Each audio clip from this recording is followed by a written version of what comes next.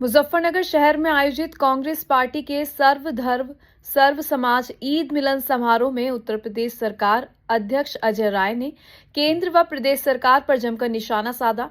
कार्यक्रम का आयोजन पूर्व मंत्री सैदुल जमा और कांग्रेस नेता सलमान सईद द्वारा किया गया, जिसमें बड़ी संख्या में लोग शामिल हुए। कार्यक्रम में पहुंचे अजय राय ने गैस सिलेंडर की कथित कमी को लेकर सरकार को घेरा। उन्होंने हापुड़ और फर्रुखाबाद की घटनाओं का जिक्र करते हुए कहा कि लंबी लाइनों में लगे लोगों के साथ हादसे हो रहे हैं, जबकि सरकार जमीनी हकीकत छिपा रही है। उन्होंने आरोप लगाया कि महंगाई और बेरोजगारी से आम जनता परेशान है, लेकिन सरकार लगातार गलत बयान दे रही है। कोविड काल का हवाला देते हुए उन्होंने कहा कि उस समय भी लोगों को पर्याप्त ऑक्सीजन और इलाज नहीं मिल सका, जिससे कई लोगों की जान गई। उन्होंने सवाल उठाया कि क्या देश फिर से वैसी स्थिति की ओर बढ़ रहा है।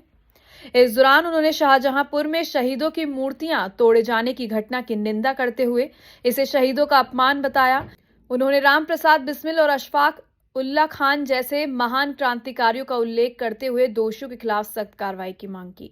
अजय राय ने किसानों के गन्ना भुगतान, निषाद समाज की समस्याओं और प्रदेश की कानून व्यवस्थाओं को लेकर भी सरकार को घेरते हुए कहा कि कांग्रेस पार्टी जनता की आवाज उठाने के लिए सड़कों पर संघर्ष जारी रखेगी। उन्होंने मन से भाजपा पर समाज को बांटने का आरोप लगाते हुए जनता से ऐसी ताकतों को सत्ता से बाहर करने की अपील की है। आगे बढ़ो।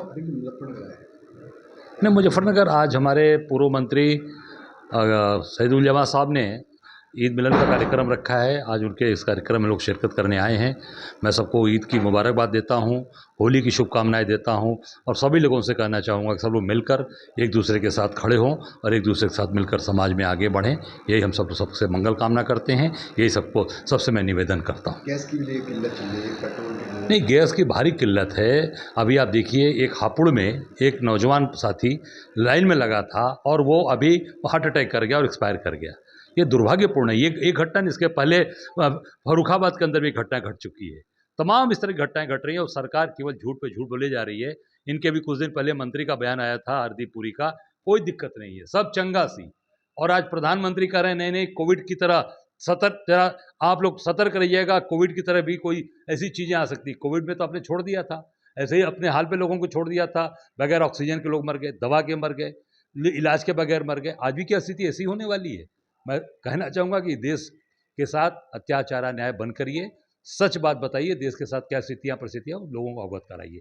और एक बात कहना चाहूँगा, कल शहीद दिवस के अवसर पर जिस दिन सरदार भगत सिंह, राजगुरु और सुखदेव जिस दिन शहीद हुए, उस दिन शहीद दिवस के दिन शहीदों की धरती शाहजहांपुर में 3 शहीदों की मूर्तियों को ये उत्तर प्रदेश की सरकार ने गिरवा दिया। उसमें राम प्रसाद बिस्मिल जी, ठाकुर रोशन जी और हमारे अशफाक उल्ला खां साहब, उनकी मूर्ति को तोड़ा गया है। पूरी तरीके से ये शहीदों का अपमान, देश का अपमान, 145 करोड़ देशवासियों का अपमान। और ये ऐसे लोग जो अंग्रेजों की दलाली करते थे, वो शहीदों का सम्मान कभी नहीं करते। मैं सरकार से कहना चाहूँगा कि तत्काल उन अधिकारियों के खिलाफ कार्रवाई करें, उनके खिलाफ मुकदमा लिखा जाए और उनको जेल भेजा जाए और तत्काल उनको बर्खास्त किया जाए। और नहीं अगर करें तो हमारी कांग्रेस पार्टी सड़क पर उतरी है आज, और उतर कर हम उसके, जब तक वो मूर्ति नहीं लगेगी उन बहादुरों, उन हमारे शहीदों की, तब तक हम चैन से नहीं बैठेंगे। और हम सब लोग उस जगह पर पहुंचेंगे और निश्चित तौर से मजबूती से बात उठाएंगे और सरकार को मजबूर करेंगे कि अधिकारियों के खिलाफ कार्रवाई करो, शहीदों की मूर्ति लगाए।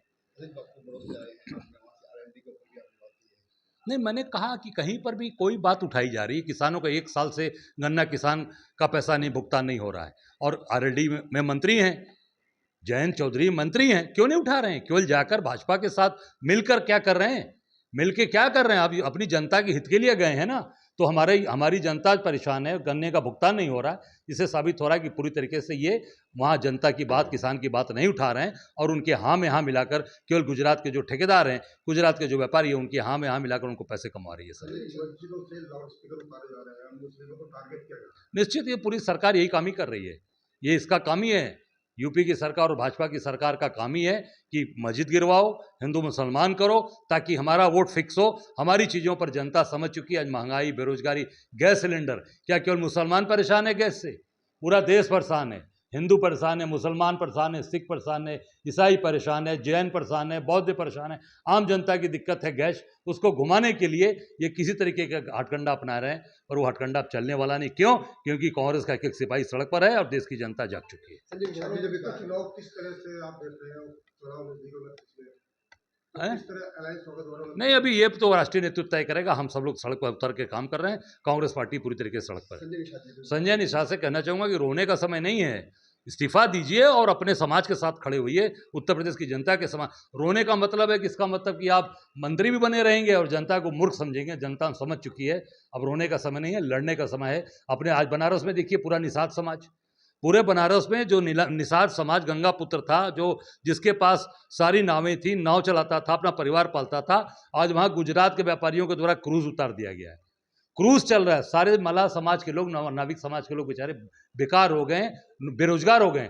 उस पर तत्काल में हम लोग बात उठा रहे हैं, उस पर संजय निषाद जी को स्टैंड लेना चाहिए था, पर नहीं बोल पाए क्योंकि मंत्रिमंडल चाहिए, सत्ता चाहिए। तो रोने से नहीं चलेगा, लड़ने का समय, इस्तीफा दीजिए, सड़क पर आइए। देखिए, आप कह रहे हैं कि यात्रा पे निकले हैं, किस तरह की यात्रा है? ये यात्रा चल रही, जनसंपर्क यात्रा है, जनता के बीच में लगातार चलती रहेगी और निश्चित तौर से जनता हमारे साथ जुड़ रही है। आप देखिए, जनता का प्यार सम्मान हमारे साथ है।